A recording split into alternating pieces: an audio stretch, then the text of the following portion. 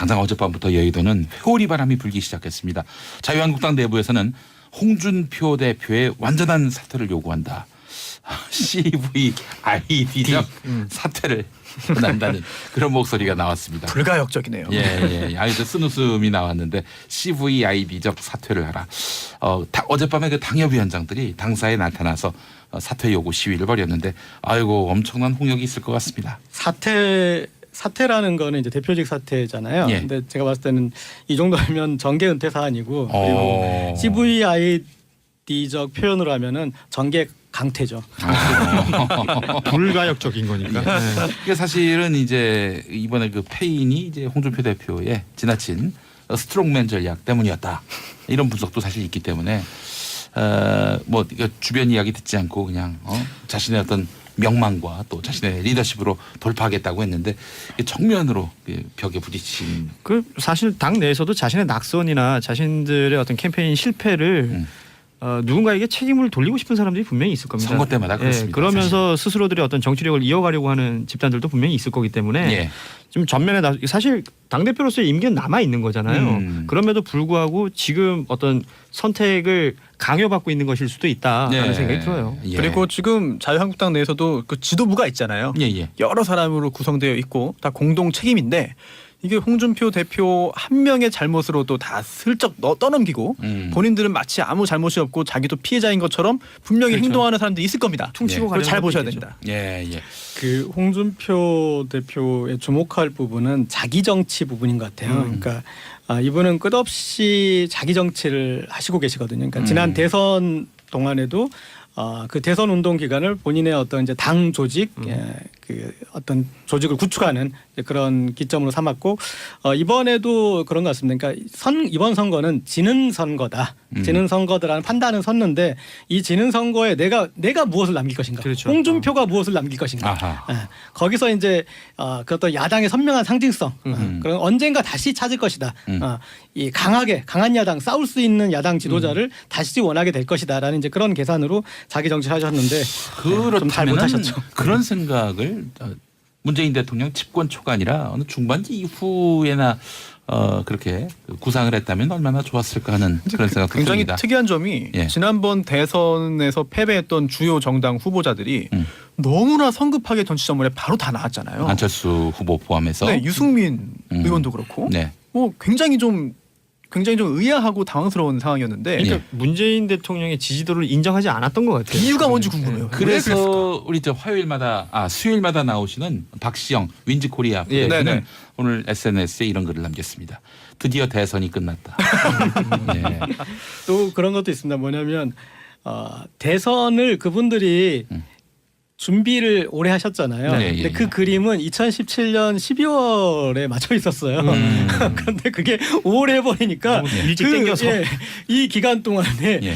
뭐 다른 거 할 게 없는 거예요. 대선을 네. 겨울에 해야 대선한 것 같은데 안 추울 때 하니까 약간 대선 안 치는 거 같은 느낌이 일종의 드는 것 시차 같아요. 적응을 못한 예, 거네. 그렇죠. 예. 정치적 시차 적응에 실패하신 거죠. 예, 이 방금 들어온 소식은 홍준표 대표는 아니고 같은 당 지도부인 김태흠 최고위원 이분 네. 친박계 친박. 아닙니까? 예. 지난 1년 동안 홍준표 대표를 견제하기 위해서 고군분투했지만 역부족이었다라면서 본인이 고군분투를 했대요. 이 선거 패배에 책임을 지고 물러나겠다 이제 사퇴 의사를 밝혔습니다. 물러나긴 하지만 선긋기를 했네요. 차별화를 하고. 그렇습니다. 그 최고위원 몇 명 더 사퇴하면은 뭐 지도부가 무너지는 거 아닙니까? 와야 되는 거 아니에요? 이거는 아까 제가 말씀드렸잖아요. 그러니까 대표 사퇴가 아니라 좀 정계 은퇴, 정계 강퇴의 문제라서. 예, 그렇죠. 그러니까 이런 데서도 이 어떤 이제 선제적으로 조치하지 못한 거 좀 아쉽네요. 네, 알겠습니다. 그 홍준표 대표의 사퇴를 압박할 목적이 아닌가 이런 생각이 드는데, 근데 이제 홍준표 대표가 당 대표 사퇴를 하고 당권에 다시 도전할 것이다 이런 얘기가 이미 그 선거 결과가 나오기 전부터 나왔는데 지금 당협위원장 분포를 보면은 친홍계가 많다는 거죠. 이번에 또 당 대표가 되면 2020년 총선 공천권을 또 갖게 되는 대표란 말이죠.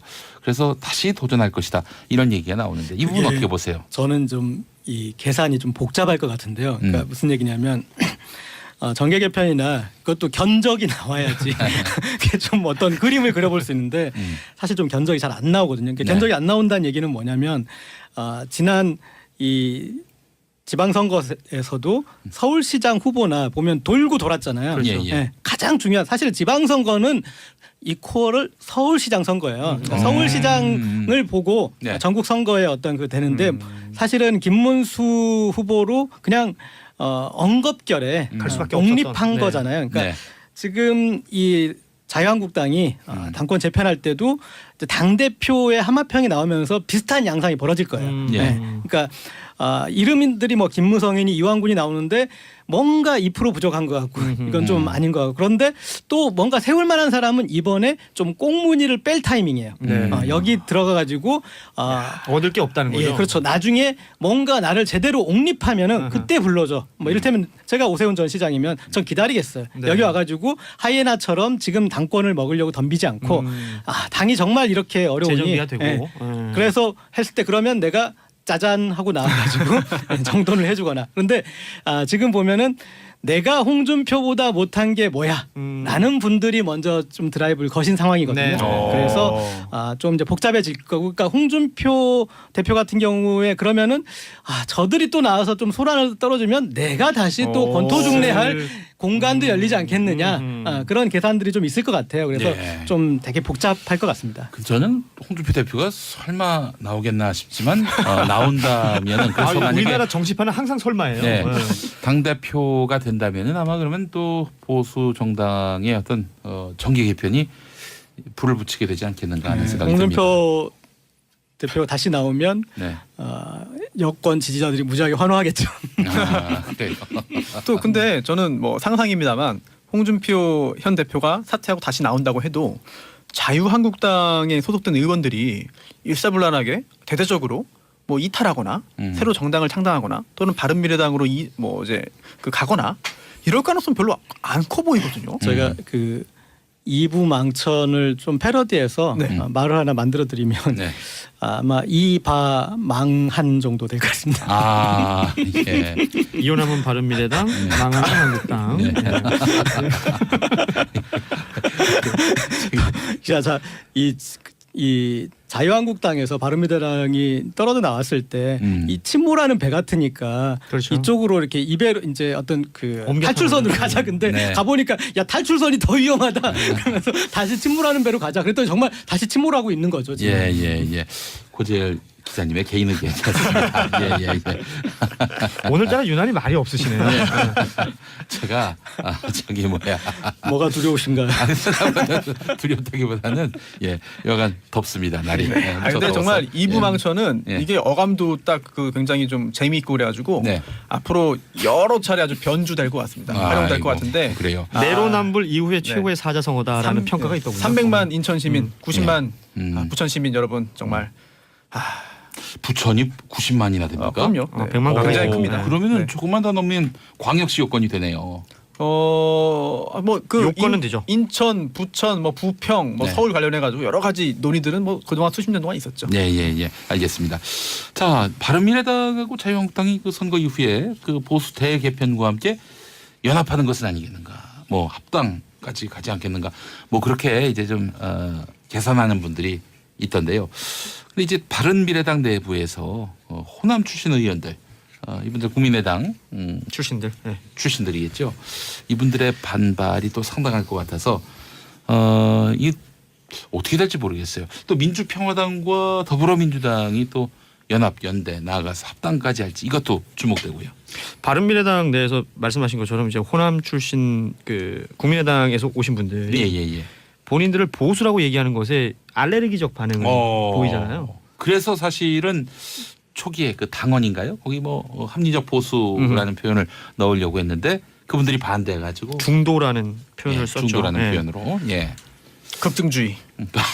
이게 어제 어디 방송에서 보니까 그 김경진 의원이 예. 민주평화당의 김경진 의원이 나와서 연정까지는 가능하지 않겠느냐. 이제 본인의 바람인지 혹은 문재인 정부와. 예.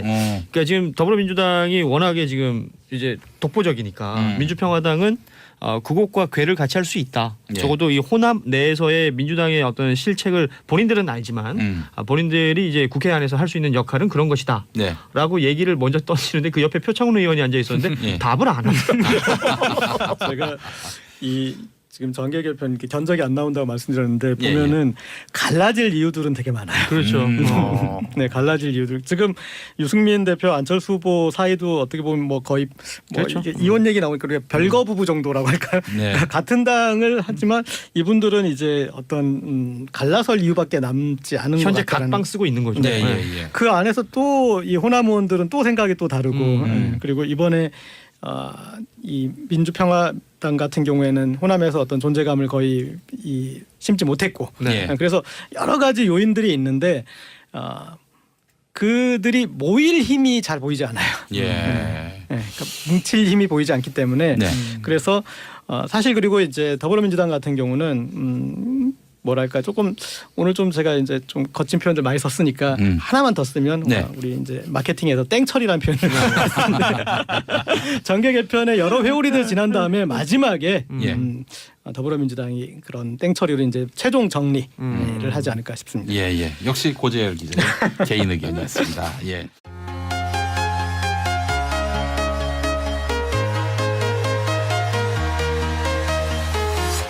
I'm walking alone, the streets are empty.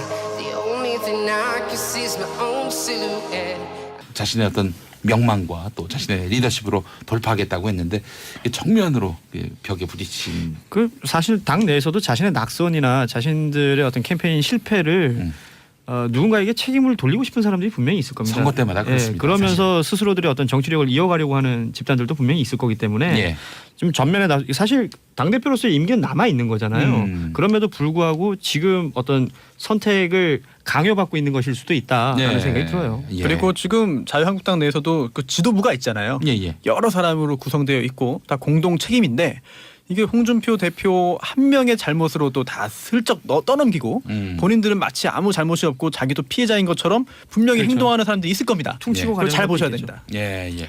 그 홍준표 대표의 주목할 부분은 자기 정치 부분인 것 같아요. 그러니까 이분은 끝없이 자기 정치를 하시고 계시거든요. 그러니까 지난 대선 동안에도 그 대선 운동 기간을 본인의 어떤 이제 당 조직, 그 어떤 조직을 구축하는 그런 기점으로 삼았고 이번에도 그런 것 같습니다. 그러니까 이번 선거는 지는 선거다, 지는 선거다라는 판단은 섰는데 이 지는 선거에 내가 무엇을 남길 것인가, 그렇죠. 홍준표가 무엇을 남길 것인가, 아하. 거기서 이제 그 어떤 야당의 선명한 상징성, 그런 언젠가 다시 찾을 것이다. 이 강한 야당, 싸울 수 있는 야당 지도자를 다시 원하게 될 것이다라는 이제 그런 계산으로 자기 정치를 하셨는데 좀 잘 그렇다면 못하셨죠. 그런 생각을 문재인 대통령 집권 초가 아니라 어느 중반기 이후에나 그렇게 구상을 했다면 얼마나 좋았을까 하는 그런 생각도 굉장히 듭니다. 특이한 점이 예. 지난번 대선에서 패배했던 주요 정당 후보자들이 너무나 성급하게 정치 전문에 바로 다 나왔잖아요. 안철수 후보 포함해서. 네, 유승민 의원도 그렇고 네. 뭐 굉장히 좀 의아하고 당황스러운 상황이었는데 그러니까 문재인 대통령의 지지도를 인정하지 않았던 것 같아요. 이유가 뭔지 궁금해요. 왜 그랬을까? 그래서 우리 수요일마다 나오시는 박시영 윈지코리아 예. 대표는 네네. 오늘 SNS에 이런 글을 남겼습니다. 드디어 대선이 끝났다. 네. 또 그런 것도 있습니다. 뭐냐면 대선을 그분들이 준비를 오래 하셨잖아요. 네, 근데 예, 그 예. 그림은 2017년 12월에 맞춰 있었어요. 그런데 그게 5월에 해버리니까 너무 일찍 땡겨서. 이 기간 동안에 예. 뭐 다른 거 할 게 없는 거예요. 대선을 네. 겨울에 해야 대선한 것 같은데 안 추울 때 하니까 약간 대선 안 치는 것 같은 느낌이 일종의 드는 것 시차 같아요. 적응을 못 예, 한 예, 거네. 예, 예. 정치적 시차 적응에 실패하신 거죠. 예, 이 방금 들어온 소식은 홍준표 대표는 아니고 같은 당 지도부인 김태흠 최고위원 이분 네. 친박이 친박. 아닙니까? 지난 1년 동안 홍준표 대표를 견제하기 위해서 고군분투했지만 역부족이었다라면서 본인이 고군분투를 했대요. 이 선거 패배에 책임을 지고 물러나겠다 이제 사퇴 의사를 밝혔습니다. 물러나긴 하지만 선긋기를 했네요. 차별화를 하고. 그렇습니다. 그 최고위원 몇 명 더 사퇴하면은 뭐 지도부가 무너지는 거 아닙니까? 와야 되는 거 아니에요? 이거는 뭐 아까 제가 말씀드렸잖아요. 그러니까 대표 사퇴가 아니라 좀 정계 은퇴, 정계 강퇴의 문제라서. 예, 그렇죠. 그러니까 이런 데서도 이 어떤 이제 선제적으로 조치하지 못한 거 좀 아쉽네요. 네, 알겠습니다. 그 홍준표 대표의 사퇴를 압박할 목적이 아닌가 이런 생각이 드는데, 근데 이제 홍준표 대표가 당 대표 사퇴를 하고 당권에 다시 도전할 것이다 이런 얘기가 스몰, 이미 스몰. 그 네. 선거 결과가 나오기 전부터 나왔는데 지금 당협위원장 자 당장 어젯밤부터 여의도는 회오리 바람이 불기 시작했습니다. 자유한국당 내부에서는 홍준표 대표의 완전한 사퇴를 요구한다. CVID적 사퇴를 원한다는 그런 목소리가 나왔습니다. 불가역적이네요. 예. 아주 쓴웃음이 나왔는데 CVID적 사퇴를 하라. 어젯밤에 그 당협위원장들이 당사에 나타나서 사퇴 요구 시위를 벌였는데 아이고 엄청난 홍역이 있을 것 같습니다. 사퇴라는 거는 이제 대표직 사퇴잖아요. 예. 근데 제가 봤을 때는 이 정도면 정계 은퇴 사안이고 그리고 어. CVID적 표현으로 하면은 정계 강퇴죠. 불가역적인 거니까. 네. 이게 사실은 이제 이번에 그 패인이 이제 홍준표 대표의 지나친 스트롱맨 전략 때문이었다. 이런 분석도 사실 있기 때문에 뭐 주변 이야기 듣지 않고 그냥